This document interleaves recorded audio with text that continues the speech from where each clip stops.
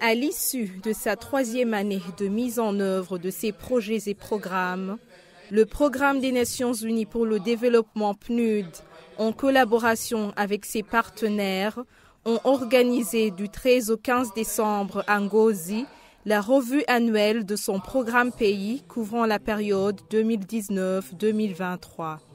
Ils ont jeté un regard rétrospectif sur les résultats atteints, les défis et les perspectives pour les 2 années à venir dans sa coopération avec le gouvernement burundais.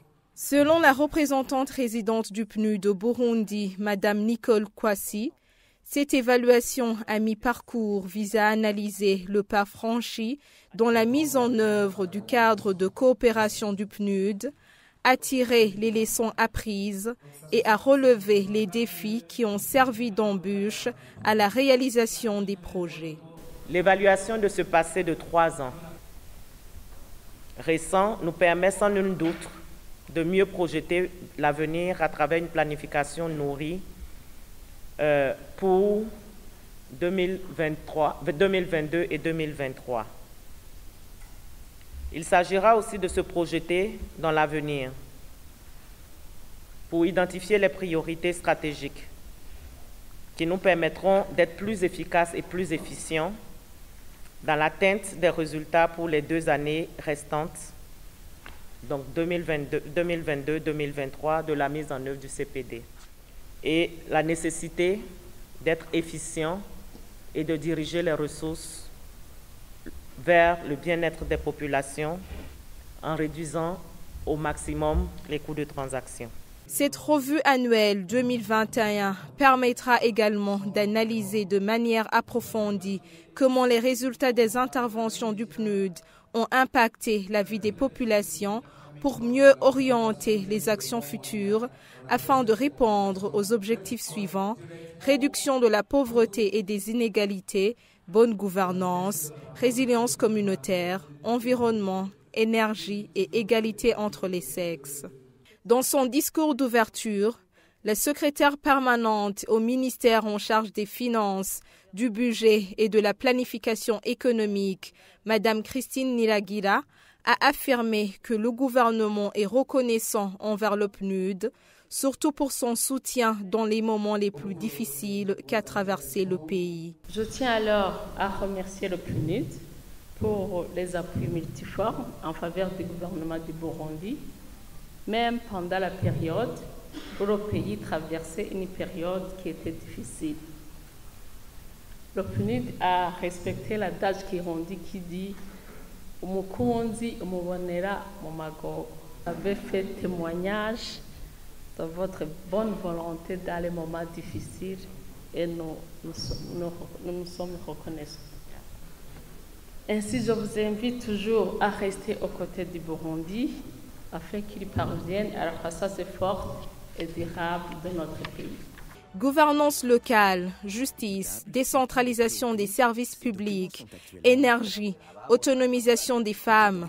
L'appui multiforme du PNUD au projet du gouvernement laisse déjà des résultats palpables, comme le montre un panorama de réalisations et témoignages des partenaires que les participants ont suivis avec intérêt.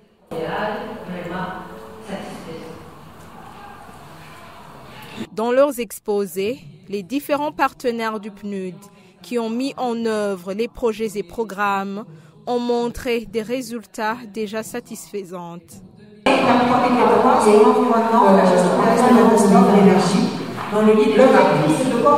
C'est le cas du Fonds national d'investissement communal FONIC qui a réalisé des projets liés au développement communautaire et à la gouvernance locale.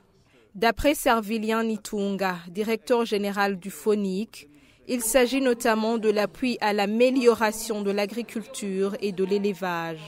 Là, je citerai par exemple un grand projet qui est en cours au niveau de Busoni sur l'irrigation, où on est en train d'irriguer autour de 570 hectares pour appuyer la population de la zone Gatete où il y a permanence et recrudescence de la sécheresse.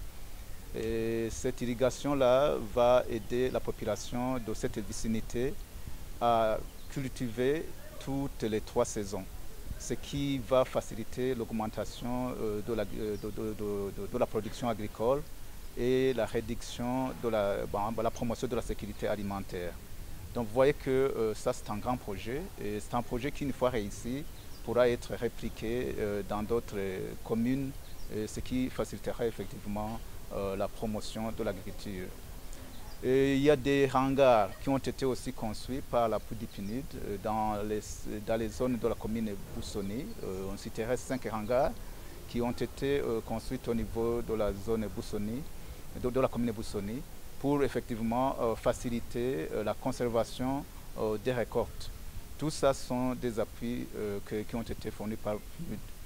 Servilian Nitunga a relevé des principaux défis dans la réalisation de ces projets. Les financements ne sont pas suffisants et parfois les capacités des gens pour la mise en œuvre de ces projets sont aussi à renforcer.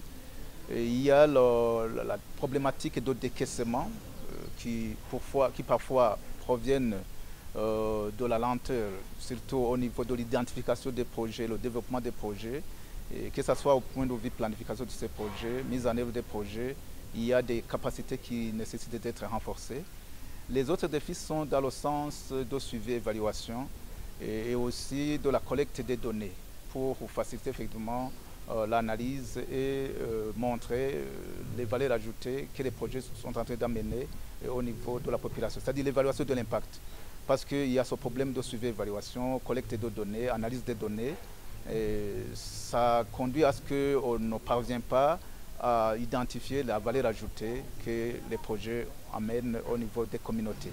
Pour le volet justice, le PNUD a financé plusieurs activités réalisées par le ministère de la Justice.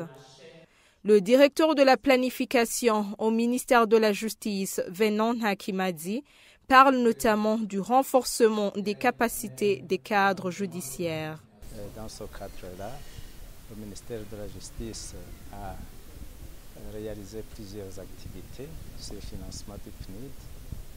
Je cite ici le volet formation, c'est-à-dire le renforcement des capacités des cadres judiciaires, c'est-à-dire des magistrats, des agents de l'ordre judiciaire. Il s'agit aussi d'un renforcement des capacités des acteurs. Des acteurs, je parle ici des bénéficiaires essentiellement, c'est la population. Alors, dans ce cadre de renforcement des capacités, je pense que les bénéficiaires sont tout à fait satisfaits parce que nous avons un bon nombre de personnes qui ont été formées. Je pense que on tourne autour de plus de 500 personnes qui ont été formées, non plus que cette année.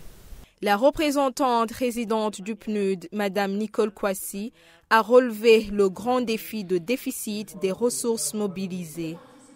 Pour elle, il est urgent de voir comment le PNUD et l'État burundais pourraient mieux travailler ensemble pour la mobilisation de ressources.